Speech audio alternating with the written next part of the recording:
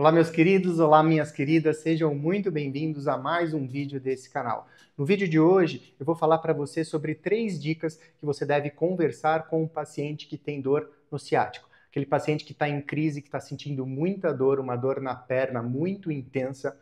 Nesse vídeo você vai aprender 3 dicas do que você deve falar, que você deve conversar com o paciente para que ajude no tratamento, para que ajude na reabilitação desse paciente. Tudo bem? Se você ainda não faz parte desse canal, se inscreva aqui, clique também no sininho para que você receba a notificação sempre que um novo vídeo aparecer aqui nesse canal, tá bom? Então vamos lá, vamos para o que interessa, vamos para a primeira dica do paciente com dor no ciático. A primeira dica, e parece ser muito simples, mas que muitos profissionais acabam não fazendo, é respeitar a dor do seu paciente. Os pacientes que têm dor na ciática, normalmente eles têm uma dor muito intensa. Esse paciente ele sempre vai sentir uma dor aguda, ele vai estar sofrendo, ele já passou no pronto-socorro, ele já está tomando medicamento muitas vezes antes de te procurar. Então ele já vem sofrendo com essa dor há muito tempo. Então, respeite a dor do paciente, porque essa dor ela é intensa, ela atrapalha o dia a dia do paciente com muita frequência. É difícil para sentar, é difícil para deitar, atrapalha o sono, é difícil para dirigir, é difícil para trabalhar. Então você pode achar que isso pô, João, é óbvio que eu vou respeitar a dor do paciente, mas não é tão óbvio assim.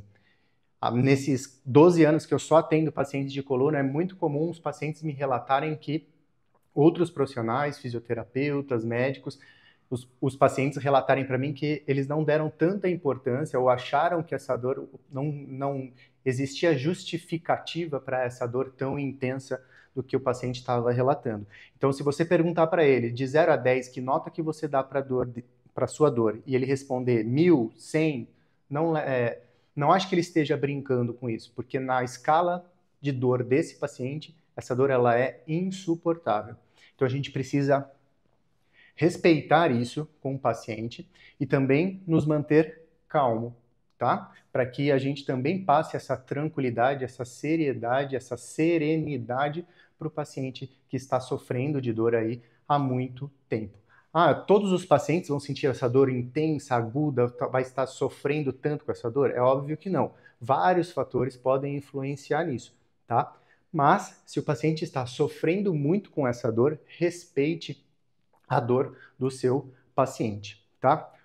Outro fator importante é você acalmar o seu paciente.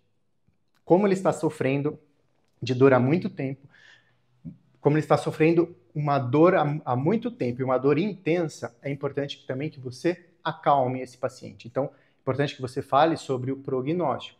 Os pacientes com dores ciáticas, eles têm a tendência a melhorar dentro de 8 a 12 semanas. Então é super importante que seu paciente tenha uma expectativa de que essa dor intensa, daquilo que ele está sentindo há muito tempo, que isso não vá se prolongar por muito tempo, tá?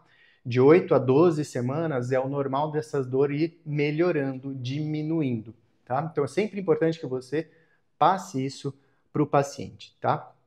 Tente explicar de uma forma positiva e tranquila o que está acontecendo com o seu paciente.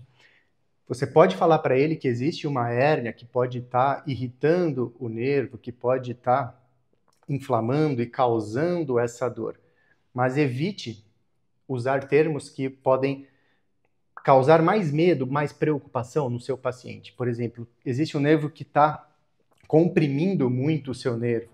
Existe um disco que está comprimindo muito o seu nervo, a hérnia de disco está comprimindo o seu nervo. Essa hérnia ela pode estar machucando o seu nervo. Termos que podem atrapalhar e causar mais medo no seu paciente. Então, evite usar um pouco dessas terminologias. Se o paciente está sentindo dormência, formigamento, também explique que isso são sinais e sintomas de uma irritação do nervo, mas que pode haver uma compressão, mas que também o processo inflamatório, a irritação dessa região, pode também estar gerando esses sintomas, tá? Para que você também acalme o seu paciente, também é muito importante que você esteja tranquilo, que você entenda e saiba do que você está fazendo. E quando você passa boas informações para o paciente, como, olha, a tendência é você melhorar de 8 a 12 semanas, isso também passa uma segurança para o paciente de que você entende do que você está falando, que você sabe do que você está fazendo e que você pode ajudar o seu paciente a se recuperar. Então, se mantenha calmo, tranquilo, não demonstre insegurança, não demonstre não saber o que está fazendo, porque tudo isso pode gerar mais preocupação ainda com o paciente e mais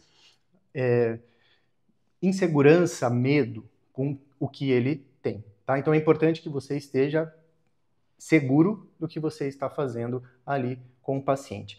Outra boa informação para você passar para o paciente também é com relação ao tratamento conservador, que a grande maioria dos pacientes melhoram com o tratamento conservador, ou seja, com medicação e a fisioterapia especializada, que a cirurgia ela deve ser feita em alguns poucos casos e só depois se o tratamento conservador foi realizado e mesmo assim não teve efeito, tá? Então, passar isso também do prognóstico, que de 8 a 12 semanas a tendência é melhorar, e de que o tratamento conservador, a medicação e a fisioterapia especializada ajuda a maioria dos pacientes, isso também pode trazer conforto e segurança para o seu paciente iniciar o tratamento com você, tá? Então, eu vou colocar um slide aqui na tela só para você ver como a gente pode utilizar boas informações com os pacientes. Então, dentro de 12 semanas, 87% dos pacientes melhoram a dor, tá? Então, em 12 semanas, 87% dos pacientes vão se sentir melhor.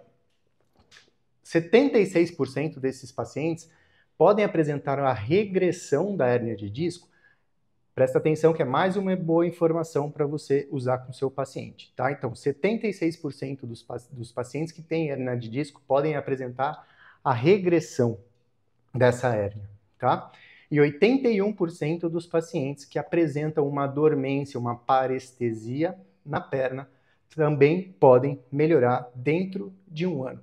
Então, são informações que a gente pode utilizar com o paciente para ir ajudando ele a entender o que está acontecendo com ele, porque se ele entende o que está acontecendo com ele, isso também favorece que ele confie no seu tratamento e que ele acredite que ele pode melhorar, e não que ele acha que a única solução vai ser a cirurgia, tá? Caso o paciente apresente uma perda de força, que é um pouquinho mais grave, vamos dizer assim, mesmo assim a gente tem boas notícias para você, tá? Então nesse slide aqui, você também pode ver que 80% dos pacientes melhoram em 6 semanas. Em 3 meses, 90% desses pacientes vão melhorar a força. E se a gente fala em 6 meses, 93% desses pacientes podem apresentar melhora da sua força. É claro que se o paciente apresenta uma perda de força, a gente vai ter que ter uma avaliação mais constante dessa perda de força. Porque se ela progredir, se o paciente piorar com o passar do tempo, com o passar das sessões, ele deve ser encaminhado para realizar uma cirurgia. Mas se você nota que sessão a sessão ele vai apresentando uma melhora dessa força, você sabe que você está no caminho certo, porque você também tem esse estudo aqui mostrando como isso pode ajudar o paciente e que o tempo está a favor do paciente. Tá? Que até em 6 meses, por exemplo, 93% dos pacientes podem recuperar a sua força. Tá? E a gente também tem outra boa informação para o paciente, tá? Que é a possibilidade da regressão dessa hérnia de disco. Então a gente tem as porcentagens dos abaulamentos de 13%, a protusão 52% de o próprio organismo conseguir reabsorver essa protusão. E quando a gente fala de hérnias maiores, a hérnia extrusa, a gente beira aí os 70%, tá? E as hérnias sequestradas, a gente tem uma probabilidade de 93% delas regredirem, tá? Então, se você explicou para o paciente, olha, existe uma hérnia de disco que está ali tocando um pouquinho o seu nervo, está irritando toda essa região e por isso que você está sentindo toda essa dor na perna, você também pode trazer uma nova informação e uma boa informação que há a chance do nosso próprio organismo conseguir essa reabsorção. E dependendo do que o paciente tem, se ele tem uma protusão, uma hérnia extrusa, uma hérnia sequestrada, você vai explicar para ele a porcentagem, a probabilidade de que isso pode acontecer, tá? Então são boas informações que a gente pode utilizar com os pacientes, tá?